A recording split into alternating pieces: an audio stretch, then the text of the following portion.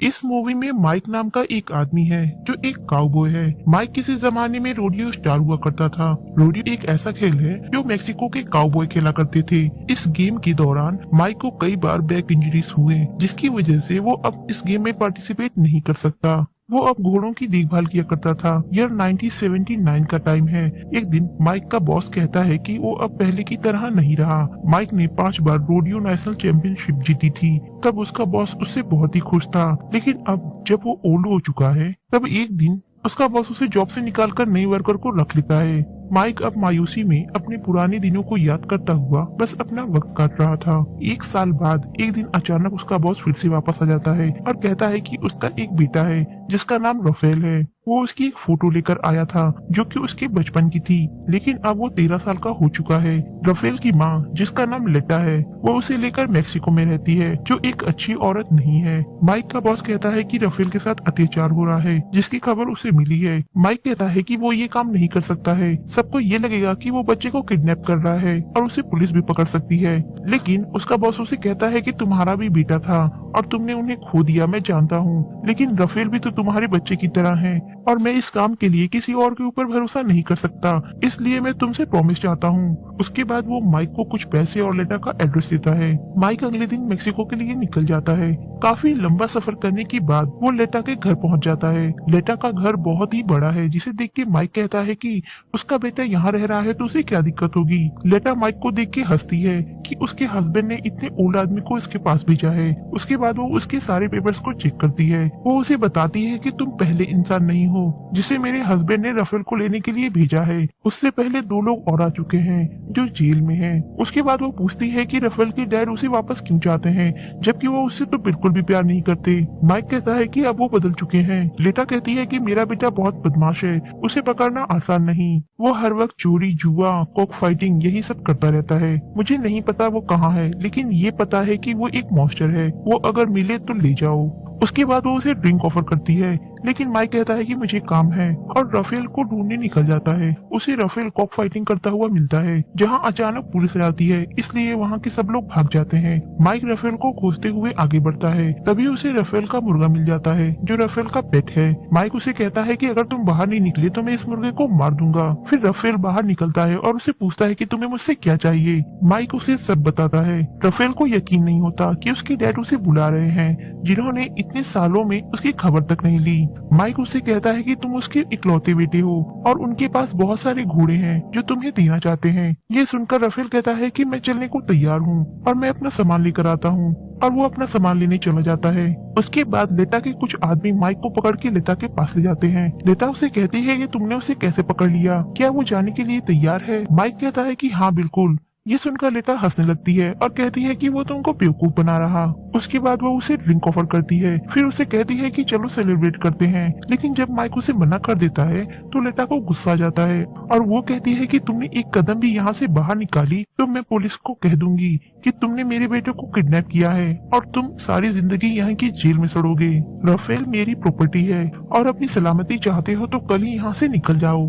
उसके बाद वो अपने आदमियों को उसके ऊपर नजर रखने के लिए कहती है। अगले दिन माइक वापस जा रहा होता है, तभी उसे अपनी कार में राफेल का मुर्गा दिखता है, जिसे देख के कार रुकता है और देखता है कि राफेल भी उसी कार में छुपा हुआ है। माइक राफेल को कार से बाहर निकाल देता है और कहता है कि मैं तुम्हें अपने साथ नहीं ले जाऊंगा क्योंकि तुम्हारी माँ ये नहीं चाहती और तुम यहाँ से चले जाओ। राफेल कहता है कि अगर तुम मुझे नहीं ले गए तो मैं तुम्हारे खिलाफ पुलिस कंप्लेंट कर दूंगा। माइक कहता है कि जो करना है करो, तुम्हारे पास सबूत ही क्या है, पुलिस तुम्हारा भरोसा नहीं करेगी, और अपने कार में वापस बैठ जाता है। तब देखता है कि उसका वॉलेट राफेल ने चुरा लिया है। वो अपना वॉलेट लेने फिर से बाहर निकलता है और राफेल को कहता है कि मेरा वॉलेट वापस कर दो। राफेल कहता है कि मैं तुम्हें वॉलेट तब दूंगा जब तुम मुझे ले चलोगे। माइक उसके बाद भी उसे ले जाने को तैयार नहीं होता। तब राफेल कहता है कि वो उसके डैड के पास जाना चाहता है। ये सुनने के बाद माइक उसे अपने साथ ले जाता है। राफेल अपने साथ उसका मुर्गा भी ले जाता है जिसका नाम माचो है। उसका नाम उसने माचो रखा है क्योंकि वो बहुत ही स्ट्रॉन्ग है और राफेल अपने आप को भी उसकी तरह स्ट्रॉन्ग रॉन्ग समझता है। जब रात हो जाती है तो राफेल सोता नहीं है, कहता है कि मैं सो जाऊंगा तो तुम मुझे छोड़कर भाग जाओगे। माइक कहता है कि मैं तुम्हें लिए बिना कहीं नहीं जाऊंगा। उसके बाद वो दोनों एक दूसरे से काफी बातें करते हैं। राफेल माइक से बताता है कि उसकी माँ रोज नए आदमी को घर ले आती थी और जब मैं उससे पूछता था तो कहती थी कि ये अंकल है, और मैंने किसी दिन एक आदमी से बदतमीजी कर दी तो उन्होंने मुझे बहुत ही पीटा और ऐसा अक्सर होता ही रहता था, इसलिए मैंने अपना घर छोड़ दिया और यहाँ रोड पे रहने लगा और माचो की फाइटिंग से पैसे कमाकर अपना गुजारा करने लग गया। वो कहता है कि उसे सड़क पर घर से ज्यादा सेफ फील होता है। अगली सुबह जब वो जा रहे होते हैं तो देखते हैं कि रास्ते में पुलिस चेक लगी है जो राफेल को ही खोज रहे थे, इसलिए माइक सड़क छोड़ के कच्चे रास्ते से चलने लगता है। रास्ते में वो एक कैफे पर रुकते हैं जहाँ राफेल तकीला ऑर्डर करता है। माइक उसे कहता है कि तुम जब तक मेरे साथ हो तब तक तुम ये सब नहीं पी सकते। उसके बाद माइक राफेल के डैड को कॉल करता है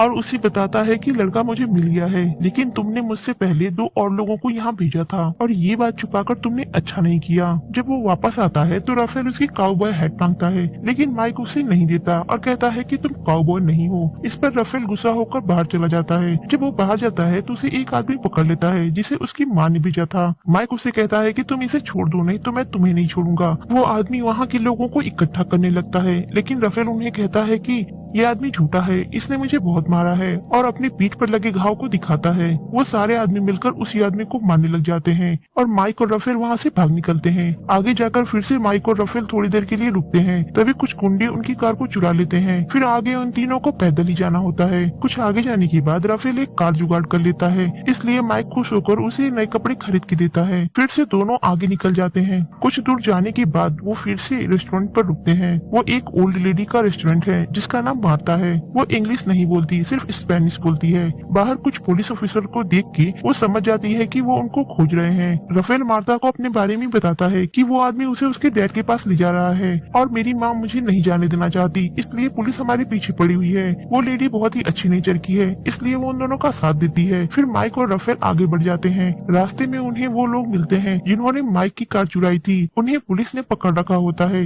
इसलिए वो वहाँ से भाग निकलते हैं। जब वो कुछ आगे जाने लगते हैं तो रास्ते में बारिश होने लगती है, इसलिए वो एक चर्च में रुक जाते हैं जहाँ राफेल उससे पूछता है कि तुम्हारी कोई बच्चे हैं कि नहीं। माइक उसे कहता है कि मेरा एक बेटा था, लेकिन कुछ सालों पहले मेरी बीवी और बेटा कार एक्सीडेंट में मर गए। जब माइक सुबह उठता है तो उसे चर्च के बाहर नाश्ता रखा हुआ मिलता है जिसे मार्ता ने रखा था। उसके बाद राफेल देखता है कि कार में पेट्रोल लीक हो रही थी। कुछ आगे चलने के बाद माइक को घोड़े दिखते हैं। वो राफेल को उसे कंट्रोल करना सिखाता है। वो घोड़े बिकने के लिए रखे गए थे, लेकिन जंगली थे, उन्हें ट्रेन करने वाला कोई नहीं, और माइक तो है ही काउबॉय। उसे चांस मिल जाता है अपना पुराना काम करने का और कुछ पैसे कमाने का, इसलिए वो दोनों डिसाइड करते हैं कि वो कुछ दिन वहीं रुकेंगे और वहाँ से कुछ पैसे कमाएंगे, फिर आगे चलेंगे। और राफेल को घोड़े बहुत ही पसंद थे।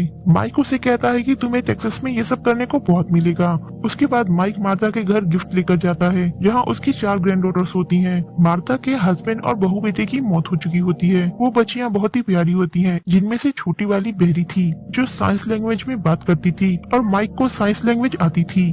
उसके बाद माइक और राफेल कुछ वक्त तक वहीं रुकने का फैसला करते हैं। इस बीच माइक की मार्ता से बहुत अच्छी दोस्ती हो जाती है और राफेल भी उनके बच्चों के साथ काफी घुल मिल जाता है। राफेल के डैड कॉल करके माइक से पूछते हैं कि तुम्हें इतना वक्त क्यों लग रहा है, तुम तो 2 दिन में ही आने वाले थे। राफेल के नाम से उसके डैड ने कुछ इन्वेस्टमेंट किए थे, बस उसके लिए ही उसकी माँ उसे वापस चाहती है। माइक वहाँ समझ जाता है कि राफेल की ना माँ उसे चाहती है ना उसका डैड, बस दोनों उसकी इन्वेस्टमेंट के पीछे पड़े हैं, जैसा कि राफेल भी जानता है। राफेल को लगता है कि उसके डैड डरपोक है और उसकी माँ कमजोर है, फिर भी राफेल उनका बेटा है तो उसके डैड तक उसे पहुँचाना ही होगा।